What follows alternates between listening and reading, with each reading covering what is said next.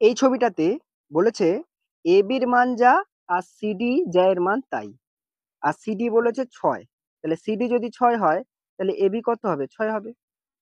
এবার দেখো এই ওবি এবং এও বা ও এ, এই দুটো কি বৃত্তের ব্যাসার্ধ, মানে ওবির মান যা আর এও বা ও এর মান তাই, এই মানটা কি একই। আর এওবি কোশ্চেনে দিয়েছে কত? 60 ডিগ্রি। এবার দেখো এই বাহুটা আর এই বাহুটা যদি সমান হয় তাহলে তার বিপরীত কোণগুলো সমান হয়। 60 ডিগ্রি যদি এটা হয়, বাকি 120 ডিগ্রি কি এই দুটো যোগ করে এ আর বি কোণটা, তাহলে 120 ডিগ্রি যদি হাফ হাফ সমান হয় তাহলে এটা কত হবে? এটাও 60 ডিগ্রি হবে এবং এটাও 60 ডিগ্রি হবে। যেহেতু 120 ডিগ্রি পড়ে আছে এবং দুটো কোণই সমান, তাহলে কি হবে? 60 60 হবে।